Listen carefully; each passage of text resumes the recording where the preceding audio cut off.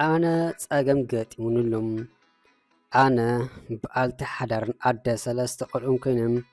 በዓል ቤተይ ሓዲጉኒ ሃገር ካብ ዝቕይር 5 ዓመት ገይሩሎም ሎሚ ዶ ጽባሕ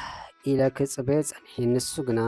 ናብራ ስደት ከቢዱኒ ኣይጠዓመንን እናበለ ከድግፈኒ ኣይከኣለን ተስፋ ከልእኒ በቃ ተስፋ ቆሪፅም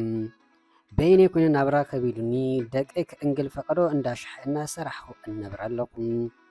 ነገር እንዳሻሐ ግዲ ኮይኑ ኣብ ተሰርሓሉ ትካል ዝመላለስ ኣሚል ተላለየ ቀስ በቀስ ዝምድናና ኣሚኡ መሓዝ ኮይና ብዙሕ ስለዝተላመድና ድሕሪ ዓመት ኮነከ ምስ በለኒ ኣብ ቀረባ ግዲ ጸኒሐ ሕርኢለዩ እርክብ ድማ ፈጺምና ኣጋጣሚ ዘይተጸበኾ ጥንሲ ኣጓኒፉኒ ሎሚ ዶ ጽባሕ ሓዳር ይገብረለይ እናበልኩም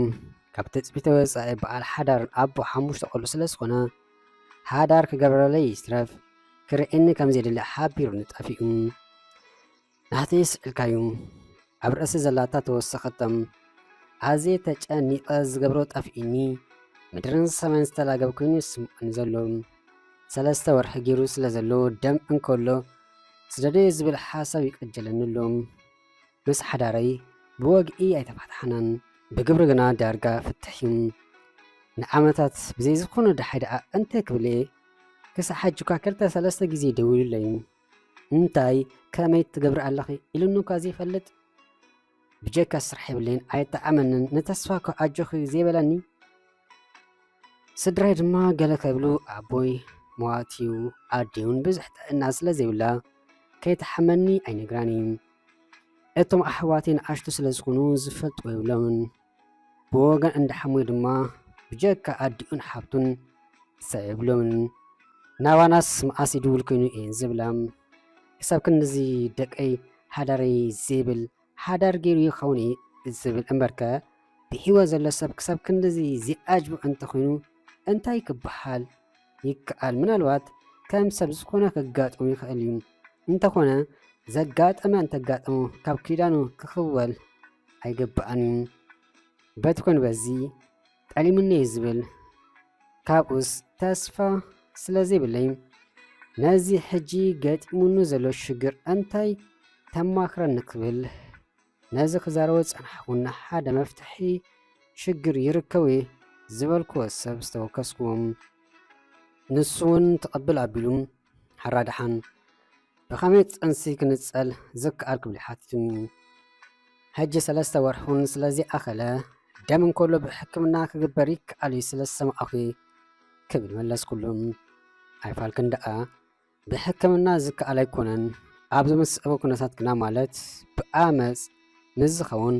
ብሰንኪ ጥዕናዊ ኩነታት ንሕይወት ኣደ ኣስጋይ ምዝኸውን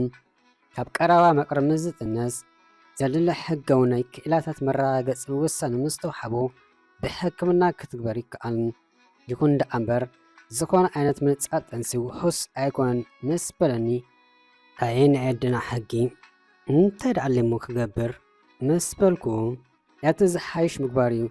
ንሱ ድማ ንሕይወትኪ ኣብ ሓደጋ ዝኣቱን ካብ ባህልን ልምድን ዘይወፀ እናሓደረ ሞራልኪ ዘይትንክፍ ተግባር ምግባር እዩ ዝሓይሽ ብካልእ ወገን ሓዳር ብወግኢ ከይፈረሰ ከምዚ ምስ ዘጋጥም ከም ዝሙት ተሓስዩ ብገበን ከም ዘኸስስ ክፍለጥ ይግባእ ምስ በለኒ ናብራ ከቢዱኒ ጸገም ዘቃልኩ ይመስሉኒ እምበር ከም ዝጠልመኒ እንተዝፈልጥ መዓስ ምውኣልኩም ዘለኒ ቆልዑ ዘይከኣልኩ ካልእ ቆልዓ ወሲኸ እንታይ ክኸውን እንታይ ዝበሉ ዕድል ክብል ከማር ምስ ሰምዓኒ ብኸመይ ዲኺ ህይወትኪ ክትመርሕ ጸኒሕኪ ክብል እዩ ሓቲቱኒ ላዕልን ታሕትን እናበልከ ክነበር ጸኒሐ ሕጂ ግና ብሰንኪ ጥንስን ሕርስን ስራሕ ደው ከብል ማለት እዩ ድሕሪኡ እንታይ ይኹን ምስ በልክዎ ሽሕኳም ካብ ሓዳር ወፃኢ ዘጋጠመኪ ጥንሲ እንተኾንም ኣቦ ዝኣሸል ፍጹም ኣይምልከቱን ወይ ኣይሕተተኒ ማለት ኣይኮነን እዚ ንክኸውን ድማ ኣቐዲምኪ ክኣምናሉ ከም ዘሎ ክግበር ኣለዎ ብድሌት ምስ ዘይፍጽሞ ድማ ሕጋዊ ግዴታታት ኣለዎም ብሰንኪ ጥንስን ሕርስን ዝውሰድ ብናይ ሓኪም ፍቓድ ዝውሰድ ዕረፍቲ ስለ ዘሎ ደሞዝኪ ክቋረጽ ኣይክእልኒ እዩ ምናልባት እውን ካብቶም ኣቐዲሞም ዝተጠቐሱ ምክንያታት ሕክምናዊ ምንጻር ጠንሲ ወጻኢ ክግበር ዝኽእል ተግባር ገበናዊ ተሓታትነትን መኣሰርትን ስለ ዘኸትል ብሰንኪ መኣሰርቲ ክስዕብ ዝኽእል ምምዝባል ናብራ ቀሊል ኣይኮነን። ዘለና ክቡር ዝኾነ ባህሊ ልምድን እናርአየና ሰምዐ ካብ ምትሕግጋዝ ዘምልጥ ዘሎ ኣይመስለንን። እቲ ዝዓበየ ጉዳይ ግን ምርግጋፅ ውሑስ ህይወት እምበር ጉዳይ ቁጠባ ጥራሕ ንኹሉ ሕቶ ዝምልስ ኣይኮነን ምስ በለኒ መኣሰርቲ ደኣ ዝገደደ ኣነ ሓፂር ንብል በዓልኻ ተምፅኦ ሰበብ ኣነስ መፍትሒ ዝረክብ መሲልን እምበር እዋይ ዕድል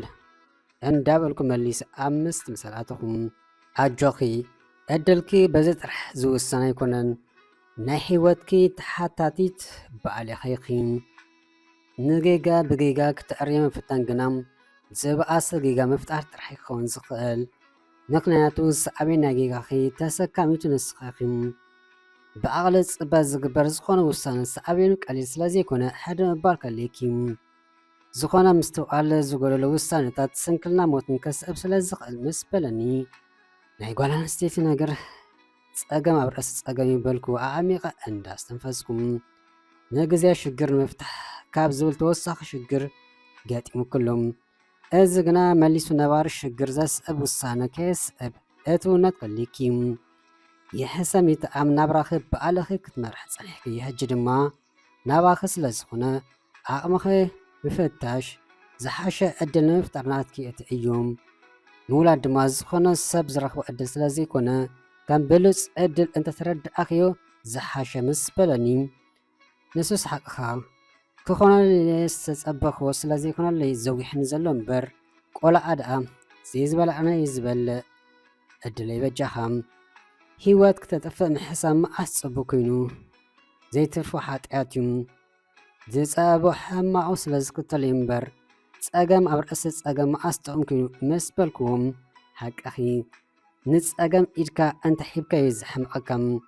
ስለዚ እቲ ዝሓየለየ ክነብር ዝኽእል እሞ ካብ ሓያልን ድኹም ምዃን እንታይ መረፅኪ ምስ በለን እዋዕ ሓያል ባ ምስ በልክዎ በሊ ንሓያልዩ ሓያል ዝገጥሞ በርትዒ ክብል ብሞራልን ተስፋን ዘፋንወኒ ገዲ ሓቂ ድሕሪ ዘረብና ብመጠኑ እንተኾነ ፈኺሱኒ እንታይ ደኣ ሞ ዝሓበኒ ተቐቢለ ንዘለውን ብሕጂ ንዝውለድ ኣብ ከብደይ ዘሎን ሰናይ ነኺሰ ምዕባዮ እምበር ብኡ ኣቢለ ከዓ ካብ ጌጋይ ምምሓር